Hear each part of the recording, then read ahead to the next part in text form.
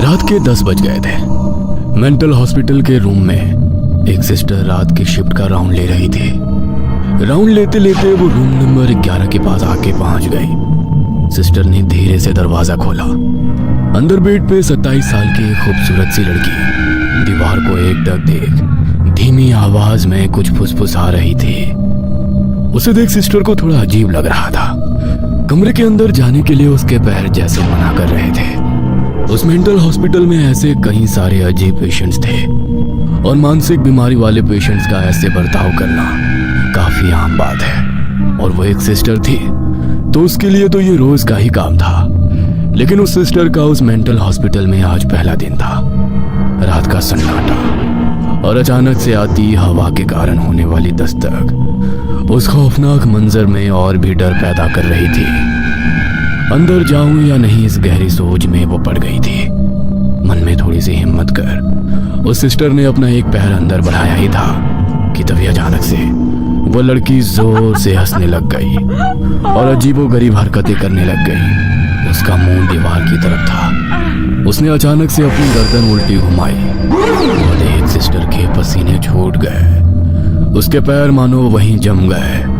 अपने कांपते हुए हाथों से कमरे का दरवाजा बंद कर सिस्टर दूसरे सिस्टर को आवाज लगाते हुए रिसेप्शन की तरफ दौड़ी। Sunita sister, Sunita sister. दौड़ते हुए सिस्टर रिसेप्शन पे पहुंच जाती है। रिसेप्शन पे एक सिस्टर किसी से फोन पे बात कर रही थी। आंटी जी, आप बिल्कुल चिंता मत कीजिए, वो बिल्कुल ठीक है। हम उसका अच्छी तरह से ख्याल रख रहे हैं। इतना कहकर सुनीता सिस्टर फोन रख देती है और उस दूसरी सिस्टर को देखकर कहती है, क्या हुआ रचना सिस्टर, तुम इतनी डरी हुई क्यों हो? तो रचना सिस्टर जो कुछ हुआ था वो सब सुनीता सिस्टर को बताती है। लेकिन आप किससे बात कर रही थी? अरे वही रूम नंबर 11 में जो लड़की है ना, उसी की माँ का फोन था। बेचारी रोज रात को फोन करके उसके बारे में पूछती है। कुछ ही महीनों पहले उसे यहाँ भर्ती करके चले गए। तब रचना सिस्टर जिज्ञासा भरी नजरों से सुनीता सिस्टर को देख पूछती है, आखिर हुआ क्या है उसके साथ? उसकी ये हालत कैसे हो गई? दिखने में तो काफी खूबसूरत है वो। हाँ, ऐसी हालत बस दोनों ही हालात में हो सकती है, जब कोई किसी से पागलों की तरह प्यार करे और वो उसे ना मिले, या फिर तब जब उस पे किसी रूह का साया हो। ये सुन रचना सिस्टर हैरान हो जाती है और कहती है, तो इसके साथ क्या हुआ? अफसोस दोनों। मतलब? तब सुनीता सिस्टर उसे नैना के बारे में बताने लग जाती है। नैना 27 साल की हो चुकी थी। वो इंजीनियरिंग के आखिरी साल में पढ़ रही थी। पूरे कॉलेज में नैना से खूबसूरत लड़की और कोई भी नहीं थी। कॉलेज के सारे लड़के नैना के पीछे पागल थे, लेकिन नैना ने अपने सपनों के राजकुमार की एक अलग ही कहानी बनाई थी। वो मन ही मन रोज उसके जिंदगी में आने वाले राजकुमार के सपने सजाती थी। नैना और उसके सपनों की दुनिया असल जिंदगी से काफी अलग थी। नैना अक्सर खुद से ही बातें करती और कभी कभी जोर से हंसती। उसको देख उसकी माँ और पापा बहुत परेशान थे। उनकी बेटी की शादी की उम्र हो गई है और अब उसके लिए कोई अच्छा सा लड़का ढूंढना चाहिए, ऐसा उन्हें महसूस होने लगा। और उन्होंने कई सारे रिश्ते भी नैना के लिए लाए, लेकिन नैना हर रिश्ते के लिए मना कर देती, ये कहकर कि वो लड़का उसके सपनों के राजकुमार जैसा नहीं है जैसा उसने सोचा है। काफी सारे रिश्तों को बार बार मना करने के कारण नैना के लिए रिश्ते आने अब बिल्कुल ना के बराबर हो गए थे। इस बात से नैना के माँ और पापा बहुत परेशान थे, लेकिन नैना इस बात से बिल्कुल अनजान अपने ही सपनों की दुनिया में मगन थी। रात का समय था।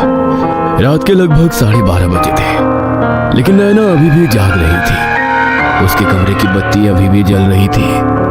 नैना अपने कमरे के खिड़की के पास बैठे खिड़की से बाहर देखे अकेले ही मुस्कुराते हुए अपनी डायरी में कुछ लिख रही थी। उसे अक्सर डायरी लिखने की आदत थी। उस डायरी में उसने अपने होने वाले लाइफ पार्टनर के बारे में सब कुछ लिखा था। वो डायरी नैना के दिल के बहुत करीब थी, इतनी कि नैना की जान उसमें बस गई थी। वो मुस्कुराते हुए उस डायरी में कुछ लिख रही थी। नैना की ये हरकतें उसके माँ और पापा के लिए कुछ नई नहीं थी, इसलिए वो इस बात की तरफ ज्यादा गौर नहीं करते थे। अगले दिन नैना कॉलेज जाती है। आज नैना का 27वां जन्मदिन था। वो आज अपनी डायरी भी साथ ले आई थी। नैना के दोस्तों ने नैना का जन्मदिन काफी बढ़िया से मनाया। उसके ग्रुप में नैना की सबसे अच्छी दोस्त निशा और अभी कुछ महीने पहले ही दोस्ती हुए नए दोस्त ईशान और जतिन थे। दोनों मन ही मन नैना को पसंद करते थे, लेकिन ये बात दोनों ने अभी तक नैना से नहीं कही थी और ना ही एक दूसरे से। उस दिन नैना कॉलेज की लाइब्रेरी में अपनी डायरी में कुछ लिख रही थी और तभी अचानक उसे अपनी माँ का फोन आया। वो जल्दी जल्दी अपनी डायरी वहीं भूल गई। जतिन ने वो डायरी उठा ली और किसी का ध्यान नहीं है ये देखते हुए वो डायरी फटाक से अपने बैग में डाल ली। घर आके जतिन ने नैना की डायरी पढ़ना शुरू किया। जतिन एक एक पन्ना पढ़ता जा रहा था। वैसे वैसे उसके माथे पर एक शिकन सी आ रही थी और उसकी आंखों में एक अलग ही भाव दिख रहा था। रात के लगभग 1 बज गए थे। जतिन ने वो डायरी पूरी पढ़ ली और चेहरे पर एक टेढ़ी मुस्कान लिए वो डायरी को टेबल के साइड पे रखकर सो गया। उधर नैना के कमरे की बत्ती अभी भी जल रही थी, लेकिन अजीब बात यह थी कि आज नैना बहुत परेशान थी। उसका कमरा पूरा बिखरा पड़ा था और वो पागलों की तरह अपनी डायरी ढूंढ रही थी। कमरे से आती आवाजों के कारण उसकी माँ की नींद खुल गई और वो नैना के कमरे के पास आ गई और उसके कमरे के दरवाजे पे ठक ठक की और पूछा, नैना, नैना तू ठीक तो है ना? पर नैना का कोई जवाब नहीं आया। उसकी माँ ने उसे फिर से आवाज लगाई, नैना बेटा, तू ठीक तो है ना? हाँ हाँ माँ, मैं ठीक हूँ बेटा, बहुत रात हो गई है, सो जा। इतना कहकर उसकी माँ सोने के लिए चली गई। इधर नैना को रोना आ रहा था। उसे ऐसा लग रहा था जैसे उसने अपनी सबसे कीमती चीज खो दी है, जिसमें उसने अपने सारे सपने संजोए थे। अपनी आंखें पोंछते हुए नैना ने कमरे की बत्ती बुझा दी और वो सो गई। काफी मशक्कत के बाद उसकी आंख लग गई। अगली सुबह नैना कॉलेज आई थी, लेकिन वो बहुत उदास लग रही थी। उसे उदास देख निशा ने उससे पूछा, क्या हुआ नैना, तुम इतनी उदास क्यों लग रही हो? निशा, मेरी वो डायरी तुम्हें याद है जिसमें मैं अपनी सारी बातें लिखती थी? वो कहीं खो गई, मुझे नहीं मिल रही। ईशान वहीं खड़ा था। उतने में जतिन वहां आ जाता है। जतिन को देख नैना की आंखें फटी की फटी रह जाती है। जतिन ने वैसे ही कपड़े पहने थे जैसे नैना ने डायरी में लिखा था। जतिन को देख नैना उसकी तरफ आकर्षित होने लगी थी। एक तरफ उसे डायरी खोने का गम था, लेकिन दूसरी तरफ उसे अपने सपनों का लाइफ पार्टनर मिलने की खुशी भी हो रही थी। जतिन ने आके नैना को शादी के लिए प्रपोज किया और जतिन की तरफ आकर्षित हुई नैना ने उससे हाँ कर दी। नैना और जतिन दोनों बहुत खुश हो गए, लेकिन ईशान के चेहरे पर बिल्कुल भी खुशी नहीं थी। उसका तो मानो दिल ही टूट गया था, लेकिन वो वहीं चुपचाप खड़ा सब देखता रहा। दिन ब दिन जतिन के प्यार का जुनून बढ़ता चला गया। वो नैना के प्यार के लिए पागल होने वाली हरकतें करने लगा। वो किसी को नैना के पास आने नहीं देता था, यहाँ तक कि उसने निशा को भी नैना से दूर कर दिया। एक दिन तो हद हो गई। जतिन ने ईशान के साथ मारपीट कर दी। जतिन नैना के प्यार के लिए अजीबोगरीब हरकतें करने लगा। कभी अपने पूरे शरीर पर नैना का नाम खून से लिखता, तो कभी अपने खून से लिखे लव लेटर्स नैना को भेजता। नैना को भी अब जतिन के ऐसे बर्ताव से डर लगने लगा था। एक दिन नैना जब जतिन के घर गई तो नैना को वहां उसकी डायरी मिल गई। अपनी डायरी को जतिन के कमरे में देख नैना हक्की बक्की रह गई थी। साथ ही में टेबल के ड्रॉअर में कुछ लव लेटर्स और लड़कियों की कुछ तस्वीरें भी मिली। नैना वो देख ही रही थी कि तभी वहां पर 40-45 साल का एक आदमी आ गया। उसे ऐसा अचानक देख नैना थोड़ी डर गई। तब वो आदमी बोला, अरे बेटा, डरो नहीं, मेरा नाम किशोर है, मैं जतिन का चाचा हूँ। मैं अपने काम के सिलसिले में बेंगलोर में रहता हूँ। हर हफ्ते यहाँ आ जाता हूँ जतिन का हालचाल पूछने। उस बेचारे का इस दुनिया में मेरे अलावा कोई नहीं है। उसके माँ बाप की एक रोड एक्सीडेंट में मौत हो गई। तब से उसके दिमाग पे एक गहरा असर पड़ा है। कितने ही दिनों से वो मानसिक बीमारी से लड़ रहा है। ये सुन नैना शॉक हो जाती है और कहती है, क्या कहा? मानसिक बीमारी? तब जतिन के चाचा कहते हैं, हाँ, मानसिक बीमारी। उसे ऐसा लगता है कि दुनिया की हर एक एंटीक खूबसूरत चीज उसके पास हो, इसलिए वो सारी एंटीक खूबसूरत चीजें इकट्ठा करता है और अपने घर में सजा के रखता है। ये देखो, पूरा घर ऐसी ही चीजों से भरा पड़ा है। नैना इधर उधर अपनी नजर घुमाती है तो उसे घर में बहुत सारी ऐसी एंटीक और खूबसूरत चीजें दिखाई देती है। नैना उन चीजों को देख ही रही थी कि तभी वो चाचा जी आगे कहते हैं, वो भावनाएं नहीं समझता, बस बाहरी खूबसूरती की ओर आकर्षित हो जाता है। और वो चीज अगर खराब हो जाए या बदसूरत हो जाए तो उसका नामो निशान मिटा देता है। जतिन के चाचा की बातें सुनकर नैना अंदर से पूरी तरह हिल चुकी थी। नैना ड्रॉवर में पड़े फोटो चाचा जी को दिखाते हुए पूछती है, और ये तस्वीरें किसकी हैं? तब वो चाचा कहते हैं, बेटा, ये जतिन की पहली गर्लफ्रेंड की तस्वीरें हैं। इन सब से मैं बस एक ही बार मिला हूँ। हर बार मुझे उसके साथ कोई नई लड़की दिखाई देती थी। पता नहीं उनका क्या हुआ, वो कहाँ गई। मैंने कभी उससे ज्यादा पूछा ही नहीं, क्योंकि डॉक्टर ने जतिन से ऐसी कोई भी बात करने से मना किया था जिससे उसे गुस्सा आ जाए, नहीं तो वो गुस्से में आकर कुछ भी कर सकता है। नैना उन तस्वीरों को देख रही थी। हालांकि उन सभी तस्वीरों में एक बात कॉमन थी कि उन तस्वीरों में से वो सारी लड़कियां बेहद खूबसूरत थी। उस ड्रॉवर में एक फोटो और भी थी जो उल्टी कर रखी थी। नैना ने अपने कांपते हुए हाथों से वो तस्वीर उठाई और देखने लगी।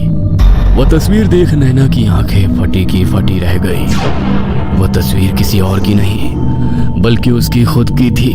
अपनी तस्वीर को उस ड्रॉवर में देख नैना के शरीर के मानो रोंगटे खड़े हो गए। धीरे धीरे अब सारी बातें नैना के समझ आ रही थी। नैना से अब वो सब बर्दाश्त नहीं हो रहा था। नैना भागते हुए अपने घर आई और अपने कमरे का दरवाजा बंद कर एक कोने में बैठ गई। वो जोर से चीखना चाहती थी लेकिन उसके मुंह से आवाज ही नहीं निकल पा रही थी। तभी सामने पड़ा उसका फोन बजने लगता है। जतिन का फोन आ रहा था। 10-12 रिंग होने के बाद भी नैना ने फोन नहीं उठाया। नैना के अंदर अब वो हिम्मत ही नहीं थी कि वो उससे बात करे। कई दिन बीत गए। नैना कॉलेज नहीं गई और ना ही किसी से मिली और ना ही किसी से कोई बात की। बस अपने कमरे का दरवाजा बंद कर अकेली अपनी डायरी को देखती बैठती रही। आज पहली बार उसे अपनी डायरी से नफरत होने लगी थी। उसी दिन अखबार के पहले पन्ने पर एक न्यूज आई थी कि एक लड़की के प्यार में निराश होकर एक लड़के ने अपनी बिल्डिंग से कूदकर अपनी जान दे दी। उस न्यूज के साइड में जतिन की तस्वीर छपी हुई थी। वो देख नैना पूरी तरीके से शॉक हो गई। उसे ऐसा लग रहा था मानो उसके शरीर से पूरी ताकत ही चली गई। नैना ने अब कॉलेज जाना भी छोड़ दिया। दिन भर बस अपने कमरे में बैठकर दीवारों को देख धीमी आवाज में कुछ बड़बड़ाती रहती थी। मैंने कुछ नहीं किया, प्लीज मुझे छोड़ दो। हर जगह अब नैना को बस जतिन की रूह दिखाई देती थी और वो उसे हंसते हुए कहता था, नैना, मैं आज भी तुम्हारा इंतजार कर रहा हूँ, तुम सिर्फ मेरी हो। सुनीता सिस्टर की बातें सुनकर रचना सिस्टर हैरान हो गई थी।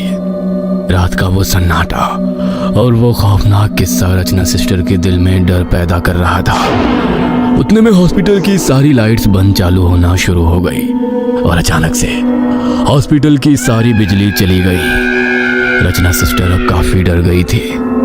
उसने डरते हुए अपना मोबाइल निकाला और अपने मोबाइल की टॉर्च शुरू की और सुनीता सिस्टर को आवाज देने लगी।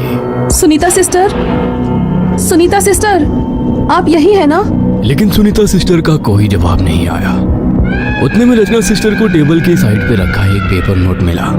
नोट में लिखा था कि रचना, मुझे एक इमरजेंसी की वजह से कहीं दूर जाना पड़ रहा है।